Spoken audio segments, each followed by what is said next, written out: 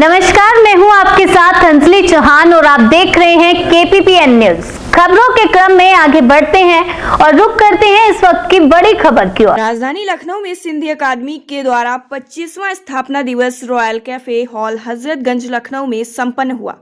वहीं इस मौके पर मुख्य अतिथि उपाध्यक्ष नानक चंद लखमानी, निदेशक कल्लू प्रसाद द्विवेदी, आकाशवाणी सदस्य माधव लखमानी के द्वारा संपन्न किया गया। लखनऊ से KPPN न्यूज संवाददाता शुभम गुप्ता की रिपोर्ट।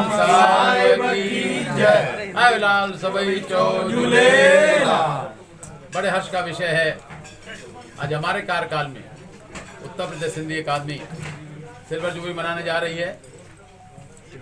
हमारे उत्तर प्रदेश सिंधी सभा इकाई है, जिनके द्वारा बरसों से लगातार 3 मांगे हम लोग करते चले आ रहे थे, जिसमें उत्तर प्रदेश सिंधी अकादमी प्रथम दृष्टा थी कि बने, दूसरा झूलेलाल की छुट्टी और तीसरा उत्तर प्रदेश में सिंधी MLC हो। और तीनों मांगे मेरे सामने हुई, मेरे कार्यकाल में हुई। मुझे बड़ी खुशी का अनुभव हो रहा है। भली बात ही पूरे उत्तर प्रदेश में इस अकादमी के माध्यम से या उत्तर प्रदेश सिंधी सभा के माध्यम से या अन्य भारतीय जनता पार्टी के संगठनों के द्वारा जितना उत्तर प्रदेश में दौरा करने का अवसर मिला, मैं तहे दिल से अपनी पार्टी का, अपने सिंधी समाज का, अपने सिंधी समाज के वरिष्ठ लोगों का या उन पुराने साथियों का जिनके साथ कार्य करने का अवसर मिला, मैं आज इस शुभ अवसर पर उनका स्वागत वंदन अभिनंदन करता हूं। उनको धन्यवाद भेजता हूं जो यहाँ पहुँच पाए हैं, जो अन्यथा यहाँ नहीं पहुँच पाए हैं, उनके श्री चरणों में प्रणाम करता हूँ।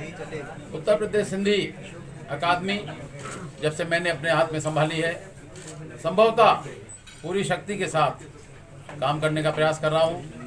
तो सुंदर डायरेक्टर वर्तमान में हमारे साथ बैठे हैं आदरणीय KP द्विवेदी जी, इसके पहले चाहे हरिपक्ष जी थे, उसके पहले माननीय शिशिर जी थे, इस समय वो निदेशक हैं, माननीय मुख्यमंत्री करीब हैं। तो सभी के साथ काम करने का अवसर मिला, तो उससे अनुभव प्राप्त हुए। तो सुंदर सी टीम जो हमारे साथ 7 सदस्यों की है, जिनमें एक सदस्य माननीय लखनऊ में मौजूद है, माधव लखमानी हमारे बीच बैठे हैं, और बाकी 6 सदस्य अन्य जिलों में हैं। उनके साथ बैठ के योजनाएं हम लोग बनाते हैं। हमारे अकाउंटेंट आदरणीय महेंद्र वर्मा जी, सहयोगी अपने रवि यादव जी, अन्य सहयोगी गण लखनऊ में नहीं बल्कि उत्तर प्रदेश जितने सिंधी समाज के प्रमुख लोग हैं, जिनको जब जब बुलाते हैं, जब जब उनसे विचार विमर्श करते हैं, परामर्श करते हैं, पूरी तन्मयता के साथ, और यूँ कहना चाहिए तन मन धन के साथ पूरा सहयोग देकर इस अकादमी को आगे बढ़ाने में कार्य करते हैं। जैसा कि पिछले दिनों आप लोगों ने देखा, कोरोना काल में भी अकादमी के द्वारा, सिंधी समाज के द्वारा कितना बढ़ चढ़ के हिस्सा लिया गया। वास्तव में लगा कि सिंधी समाज का जन जन उस स्तर तक पहुंच रहा है जहां वास्तव में उन गरीबों को आवश्यकता है। इतना ही नहीं, अकादमी माध्यम से हमारे जैसा मेन काम हमारा भाषा का उद्धार करना है, भाषा को आगे बढ़ाना है। जो भाषा प्राय लुप्त होती चली जा रही है, उसके लिए क्लासेस लगाना, बच्चों के बीच कार्यक्रम करना, महिलाओं बहनों के बीच कार्यक्रम करना, रीत रिवाज, नृत्य, गीत, संगीत, भजन, ये हमारे लुप्त हो गए हैं। उनको जीवित रखने के लिए अक्सर हम लोग क्लासेस चलाते हैं, भिन्न भिन्न जिलों में जाके क्लासेस चलाते हैं। लखनऊ तो चूँकि राजधानी है, विशेष अवसर मिलता है। जैसा कि आपने देखा 26 जनवरी को एक सुंदर सी झांकी जो पूरे देश में सराही गई। पूरे देश में ऐसा अकादमी को अवसर मिलता है। मुझे बड़ा फख्र महसूस हो रहा है कि उत्तर प्रदेश सिंधी अकादमी को ऐसा अवसर मिलता है कि सिंधी समाज की झांकी हम यहाँ उत्तर प्रदेश में निकाल पाते हैं।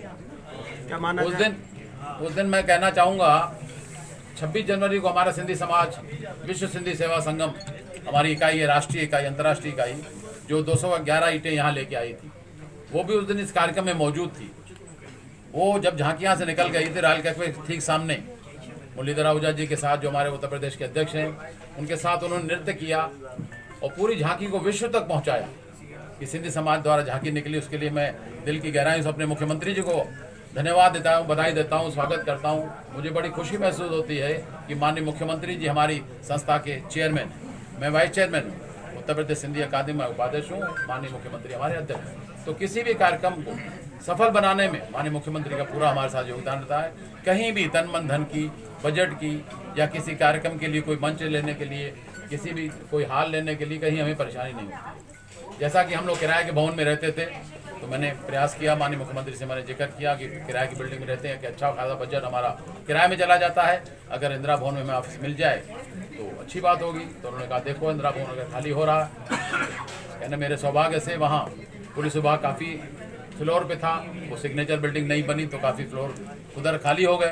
तो मैंने मुख्यमंत्री से निवेदन किया, उन्होंने सहर्ष स्वीकार किया। तो आज हमें ऑफिस जब ऐसे यहाँ बताते थे तो लोग कहते शायद प्राइवेट ऑफिस होगी, अब यहाँ इंदिरा भवन में ऑफिस है तो कहने में भी गर्व महसूस होता है। तो जिसको हम बताते हैं कि पंचम तल पे हमारे लखनऊ में सिंधी समाज की कितनी संख्या है? लखनऊ में 75 से 80 हज़ार की संख्या हमारे है।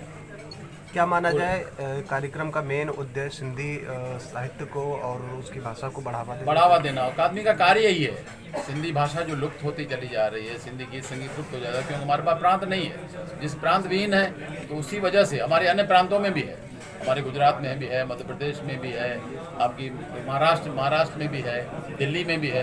तो इकाइयाँ इसी तरह काम कर रही हैं। राष्ट्रीय सिंधी भाषा विकास परिषद हमारी अलग है, NCPCL, वो पूरे देश में साहित्य और भाषा के साथ साथ आने वाले चुनाव में भी भारतीय जनता पार्टी के साथ सिंधी समाज के लोग भी उसमें बढ़ चढ़ के हिस्सा लेंगे। बिल्कुल लेते हैं। सिंधी समाज का 100% वोट हमारा भारतीय जनता पार्टी को जाता है। इससे मुझे कहने में कोई अतिशोक्ति नहीं है। पूरी तरह समर्पण भाव से हमारा पूरा सिंधी समाज। हम लोगों का मोटो राजनीतिक नहीं रहता अकेडमी का। वो आप बताएं ना कि मेन उद्देश्य क्या है इस मतलब। नहीं ठीक है, वो पूछना लाजिब भी है क्योंकि मैं राजनीति में हस्तक्षेप रखता हूँ, राजनीति से मैं जुड़ा हूँ।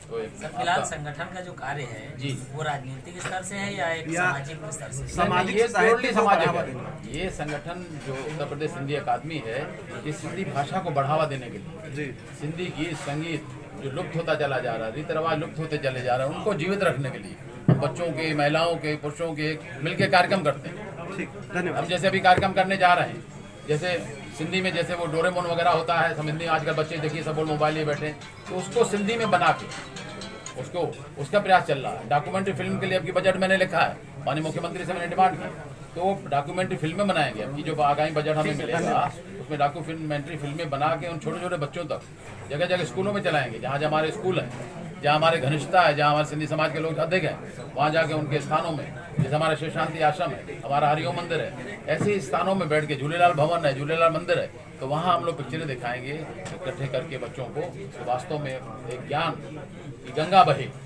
रीति रिवाज कैसे थे, बोलचाल कैसे थी। एक कार्यक्रम हम मनाने जा रहे हैं अभी